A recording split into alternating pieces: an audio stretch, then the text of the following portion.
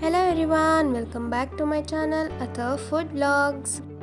ನಾನಿವತ್ತು ಡಾಬಾ ಸ್ಟೈಲಲ್ಲಿ ಈಸಿಯಾಗಿ ಎಗ್ ಕೀಮಾ ಹೇಗೆ ಮಾಡೋದು ಅಂತ ಹೇಳ್ಕೊಡ್ತಾ ಇದ್ದೀನಿ. ಸೊ ಬನ್ನಿ ಹೇಗೆ ಮಾಡೋದು ಅಂತ ನೋಡೋಣ. ನಾನಿಲ್ಲಿ 3 ಸ್ಪೂನ್ ಆಗೋಷ್ಟು ಎಣ್ಣೆ ಹಾಕ್ಕೊಳ್ತಾ ಇದ್ದೀನಿ.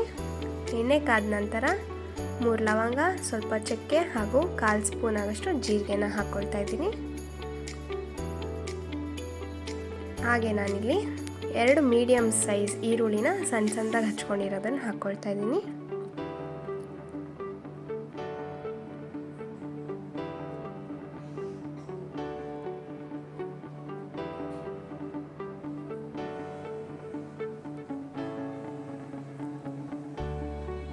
ಎರಡು ಹಸಿಮೆಣಸಿನ್ಕಾಯಿ ಚಿಕ್ಕ ಚಿಕ್ಕದಾಗಿ ಕಟ್ ಮಾಡಿ ಹಾಕ್ಕೊಳ್ತಾ ಇದ್ದೀನಿ.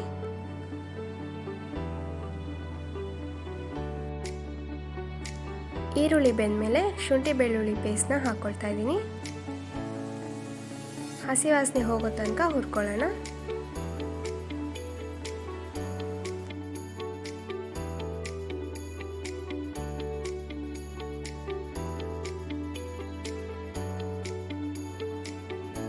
ಈಗ ಸಣ್ಣದಾಗಿ ಹಚ್ಕೊಂಡಿರೋಂಥ ಒಂದು ಟೊಮೆಟೊ ಹಾಕ್ಕೊಳ್ತಾ ಇದ್ದೀನಿ.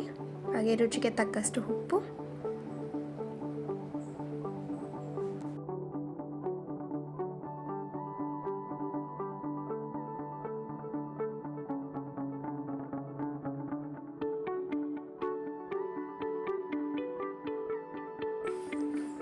ಈಗ ಲಿಡ್ಡನ್ನು ಕ್ಲೋಸ್ ಮಾಡಿ ಬೇಯೋದಕ್ಕೆ ಬಿಡೋಣ. ಸೊ ನೋಡ್ತಿದ್ದೀರಲ್ಲ, ಟೊಮೆಟೊ ಎಲ್ಲ ಸಾಫ್ಟಾಗಿ ಬೆಂದಿದೆ.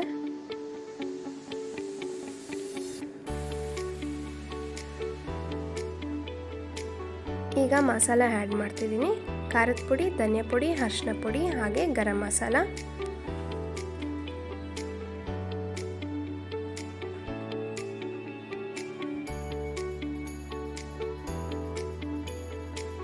ಮಸಾಲೆ ಸಹ ಹಸಿ ವಾಸನೆ ಹೋಗೋ ತನಕ ಹುರ್ಕೋಬೇಕು.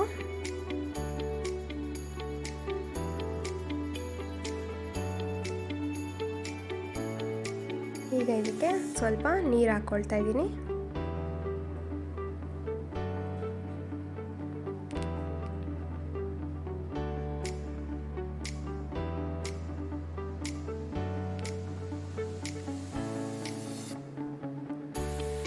ಮಸಾಲೆ ಎಲ್ಲ ಹಸಿ ವಾಸನೆ ಹೋದ್ಮೇಲೆ ಮೊದಲೇ ತುರಿದಿಟ್ಟಿದ್ದಂಥ ಮೊಟ್ಟೆನ ಹಾಕ್ಕೊಳ್ತಾ ಇದ್ದೀನಿ.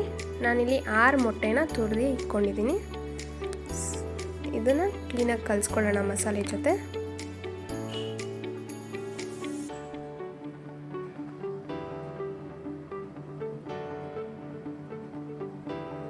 ನಾನಿಲ್ಲಿ ಇನ್ನು ಸ್ವಲ್ಪ ನೀರನ್ನು ಆ್ಯಡ್ ಮಾಡ್ತಾ ಇದ್ದೀನಿ.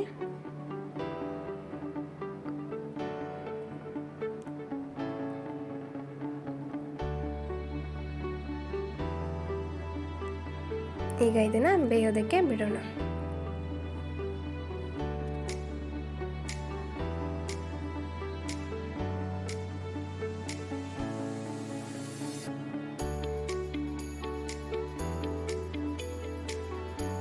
ನೋಡಿ, ಚೆನ್ನಾಗಿ ಬೇಯ್ತಿದೆ. ಈಗ ನಾನಿಲ್ಲಿ ಕಸ್ತೂರಿ ಮೇಥಿನ ಹಾಕ್ಕೊಳ್ತಾ ಇದ್ದೀನಿ. ಇದು ಹಾಕೋದ್ರಿಂದ ಫ್ಲೇವರ್ ತುಂಬ ಅಂದರೆ ತುಂಬ ಚೆನ್ನಾಗಿರುತ್ತೆ.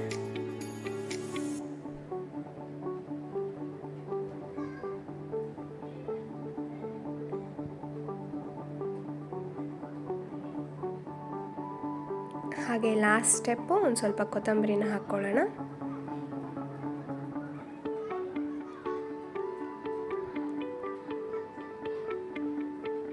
ಇಷ್ಟೇ, ಡಾಬಾ ಸ್ಟೈಲಲ್ಲಿ ಎಗ್ ಕೀಮಾ ರೆಡಿ ಆಯಿತು. ತುಂಬ ಟೇಸ್ಟಿಯಾಗಿರುತ್ತೆ, ಹಾಗೆ ತುಂಬ ಈಸಿಯಾಗೂ ಇತ್ತು ಅಲ್ವಾ? ನಿಮಗೆ ಈ ವಿಡಿಯೋ ಇಷ್ಟ ಆಗಿದರೆ ಲೈಕ್ ಮಾಡಿ, ಶೇರ್ ಮಾಡಿ, ಹಾಗೆ ಸಬ್ಸ್ಕ್ರೈಬ್ ಮಾಡಿ. Thank you so much.